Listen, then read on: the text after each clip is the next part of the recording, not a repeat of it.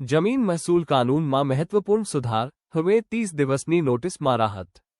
શું ફેરફાર થયો? ગુજરાત સરકારે જમીન મહેસૂલ કાનૂનમાં સુધાર કરીને કલમ 135D હેઠળની પ્રક્રિયાને વધારે સરળ બનાવી છે. પહેલા શું નિયમ હતો?